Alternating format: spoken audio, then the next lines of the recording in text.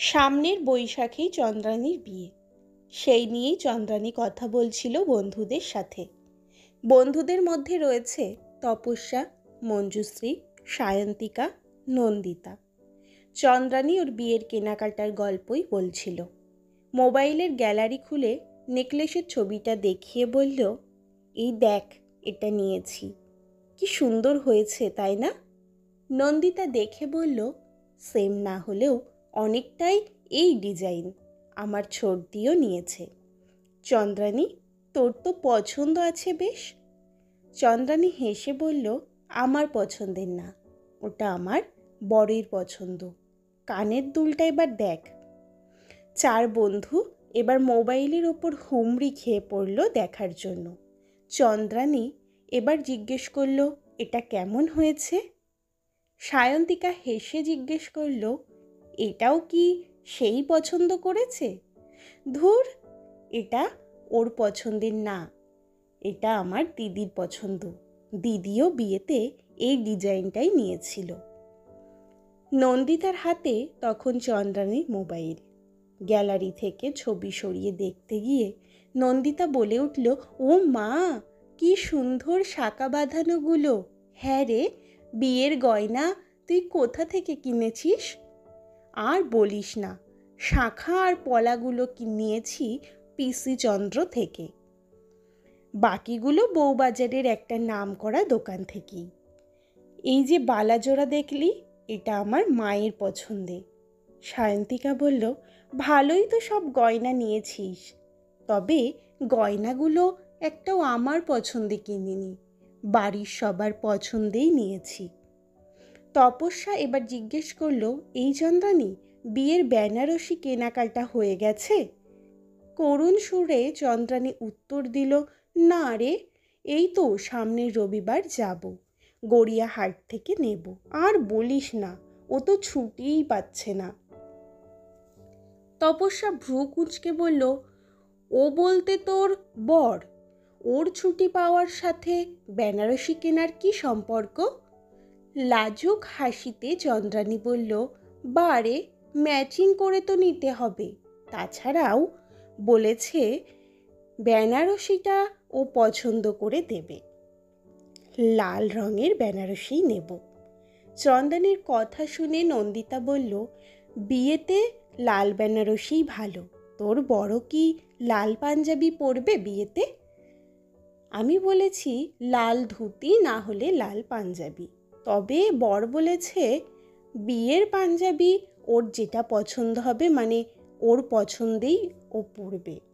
মঞ্জুশ্রী এতক্ষণে পরে মুখ খুলল, এই চন্দ্রানী, বিয়ে করছিস তুই, অথচ বিয়ের অত সব গয়না একটাও তোর পছন্দে না, এমনকি বিয়ের বেনারসিটা পর্যন্ত তোর বর পছন্দ করবে।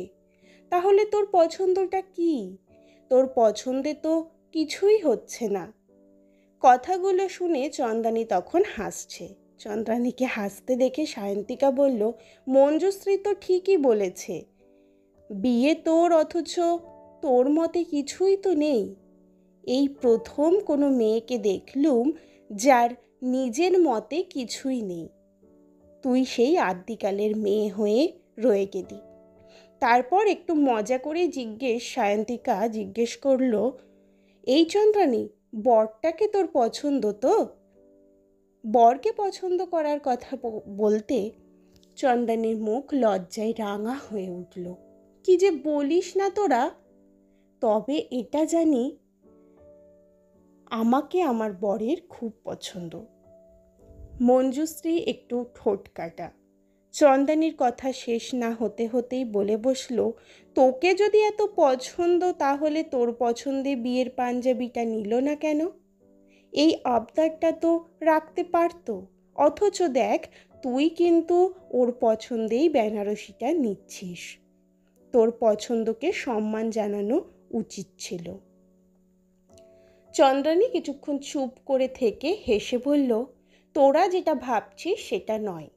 আমার পছন্দকে সম্মান জানিয়েছে বলেই তো তোদের এই আদ্যিকালের মেয়েটা বিয়ের নিয়মটাকে একটু বদলে দিয়েছে।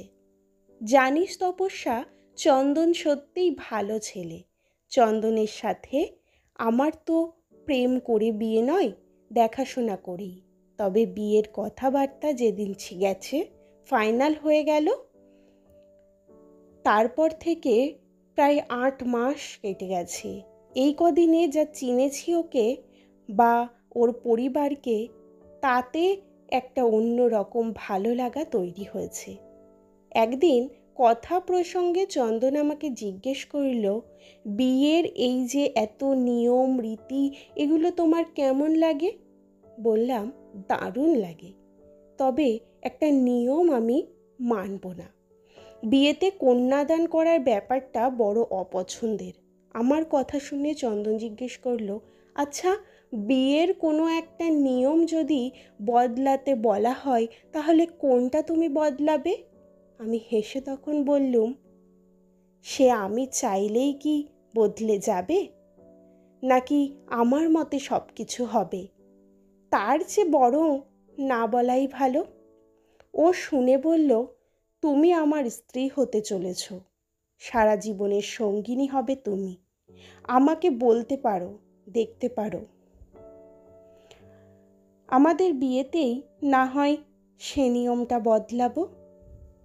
ও তখন এতটা জোর দিয়ে বলল, সাহস নিয়েই বললুম, বিয়ে করে নিয়ে যাওয়ার সময় রীতি, সেই রীতিটার একটু বদল হোক। বর বেশে বিয়ে করতে না এসে কনেই যাক বরের বাড়িতে বিয়ে করতে। আমার খুব ইচ্ছে আমি যাব বিয়ে করতে, যদিও জানি এটা কখনোই সম্ভব নয়। আমার কথা শুনে চন্দন তখন চুপ হয়ে গেছে। কিছুক্ষণ পর হেসে বলল, ব্যাপারটা কিন্তু মন্দ নয়, আমি রাজি আছি। এতে আর একটা নিয়ম দূর হবে, বিদায়ের কানকাঞ্জলি রীতি। তুমি যদি মন থেকে এটা চাও, তাহলে আমি এই রীতিটা মানার জন্য বাড়িতে বলবো। তারপর দুই বাড়িতেই কথা বলে এটাই ঠিক হয়েছে, আমি কনের সাজে কন্যাযাত্রী সহ বিয়ে করতে যাব। বিয়ের অনুষ্ঠান একটাই হবে, দুই বাড়ির সকল আত্মীয় স্বজন একসাথে থেকে বিয়ের অনুষ্ঠান সম্পন্ন হবে। সেক্ষেত্রে অনুষ্ঠান হবে একটাই। চন্দনের মুখ থেকে কথাগুলো শুনে সকলেই তো হতবাক, সবাই সবার মুখের দিকে তাকিয়ে আছে। সায়ন্তিকা জিজ্ঞেস করল, সত্যি কি এই নিয়মটা হচ্ছে, নাকি মজা করে বলেছিস? তাহলে আমরা তোর বিয়েতে যে যাব, তা কোন বাড়িতে যাব? চন্দ্রানী বলে উঠল, জাস্ট ওয়েট।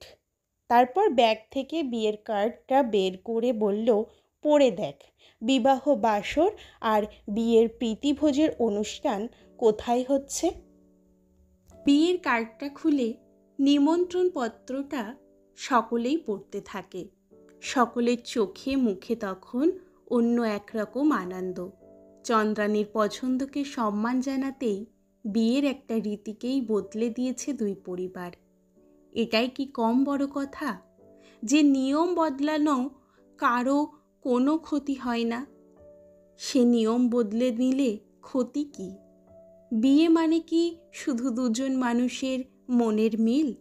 বিয়ে মানে আত্মীয়তা, যেখানে দুটো পরিবারের মতের মিল, মনের মিল, সকলকে সকলে নিয়ে একসাথে ভালো থাকার মিল। কলমে সরজিৎ ঘোষ, কণ্ঠে আমি রিয়া পাল।